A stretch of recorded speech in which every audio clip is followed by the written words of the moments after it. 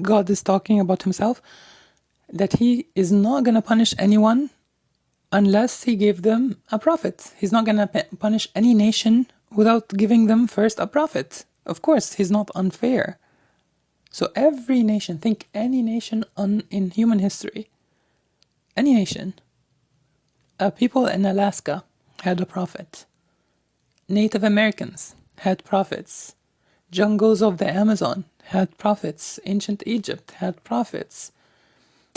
India had prophets. Russia had prophets. 124,000.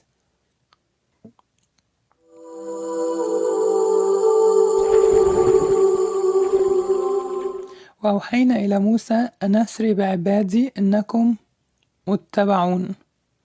And we inspired Moses, saying, leave with my servants at night, for you will surely be pursued. And if you noticed, in war, it's always at the end of the night, because when your opponent is just waking up, looking for coffee, you're already ready. You're already up and running. You're on your mission. That's the best time to act. So Allah inspires Moses. Have everyone get ready for the deliverance or the exodus.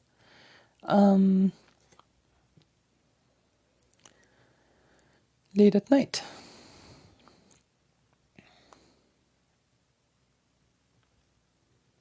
Because asr, meaning to walk or to journey, this word has a meaning of journey at night, the night journey. This is why Isra, the night journey of Prophet Muhammad, peace be upon him, it's called Isra because it happened during the night. So again, one of the signs of beauty in the Qur'an, in the Arabic language, how you have one word for walking depending on whether it's day or night. In English, we just say walking. But in Arabic, we have a different word for walking during the night than walking during the day. And we inspired Moses, saying, leave with my servants at night, for you will surely be pursued. فأرسل فرعون في المدائن حاشرين. Oh, Pharaoh keeps embarrassing himself. Then Pharaoh sent mobilizers, people collectors to all cities. Everyone, join us. إن هؤلاء لشرذمة قليلون. Of course, Pharaoh is not gonna make a big deal out of his enemies. He's gonna make them seem like they're just few. They're not important. So join us. Don't be scared. Don't believe the rumors that Moses has God backing him up. They're just like a small group of people. Because you can imagine after that display, that miracle in front of all Egyptians, all Hebrews, of course they're not gonna say, yay, Moses won, yay. Of course not. They're gonna pretend like nothing happened. There must have been awkward silence, and they're seeing what's happening. They saw the magicians surrender, bow down to the God of Moses. And then what?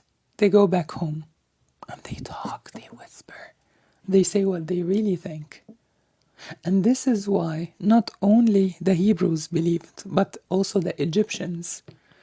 Because as you will later find out, when the Hebrews left Egypt, they weren't empty-handed. They took with them gold that they borrowed from the Egyptians. They said, we have a special occasion, we have a Hebrew festival, can you please lend us your gold jewelry? And the Egyptians, because they now believe, so they said, yeah, of course, you can borrow it. So they took it and they fled with all that gold that later we'll understand that the golden calf was made from that gold that they stole from the Egyptians. Anyways, in case you're asking, like, because I was wondering, like, what made the Egyptians give gold to slaves? Like, who does that? Right? But no, to them, they were not slaves anymore. They were backed by God. They understood. They believed. And how couldn't they? إن هؤلاء لشرذمة قليلون. So this is what Pharaoh said. Like he wanted his people to forward this message to collect as many soldiers to go after the Hebrews. So Pharaoh said, these outcasts are just a handful of people. They're not many, they're not powerful, so join us, let's go and chase them. وَإِنَّهُمْ لَنَا لَغَائِظُونَ. Who have really enraged us. Yeah. وَإِنَّا لَجَمِيعٌ حَذِرُونَ. But we are all on alert. So don't worry. Don't worry. Yes, they upset me as Pharaoh, but I took my precautions. Don't worry. Join us. Let's go chase them.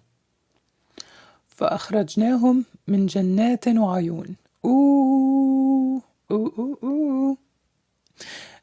The people of Pharaoh, they were living the life. Why would they risk? But they had to. They had to. They were living in gardens with water springs. They were living the soft life, the happy life. So Allah says, we have made them, we took that away from them.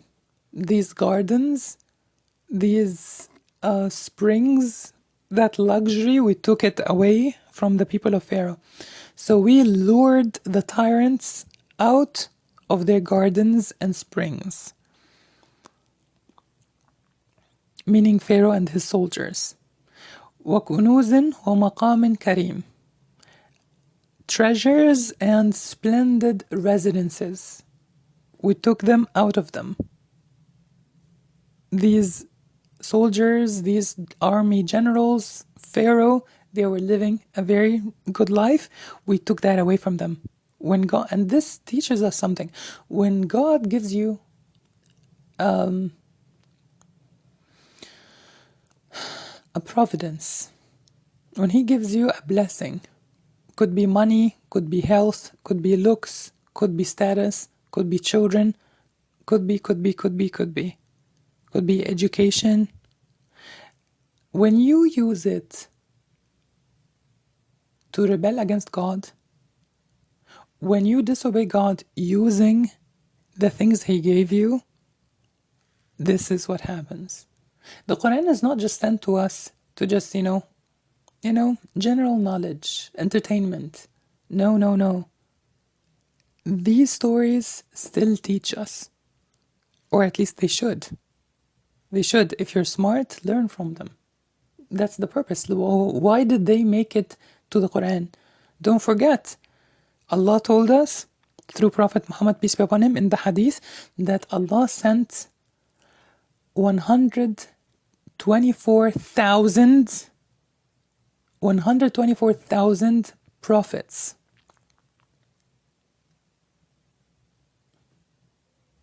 Throughout human history. 315 of them were messengers. They had laws, they had holy books. So 124,000 prophets sent to humanity. And this also goes hand in hand with when God said in the Quran that God is talking about Himself, that He is not going to punish anyone unless He gave them a prophet. He's not going to punish any nation without giving them first a prophet. Of course, He's not unfair.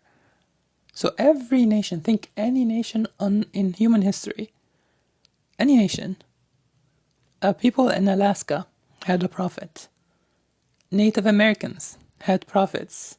Jungles of the Amazon had prophets. Ancient Egypt had prophets. India had prophets. Russia had prophets. 124,000.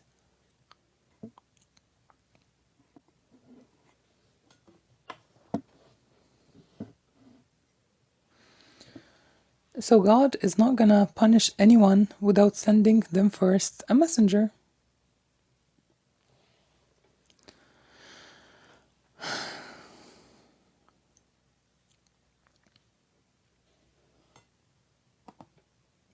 So these people, the Egyptians with Pharaoh, but personally I don't think they were Egyptians. But that's a whole different live stream to talk about who Pharaoh really is. But they had privileges. And what does God do when he sees that you have privileges that you used against him? He's gonna take it away from you. Isn't this what we do with our children? When you give a toy to a child and he doesn't want to share with his brother or sister, what do you do?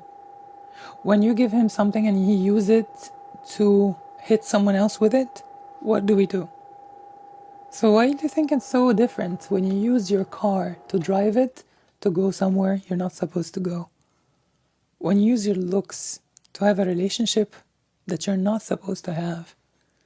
When you use your status to humiliate someone and like knowing very well that you shouldn't? Or to take privileges based on your skin color that don't really exist. Going against God with things that he gave you. If you want to go against God, fine. Just do it using things that he did not give you. And do it on a planet that he did not create. Good luck.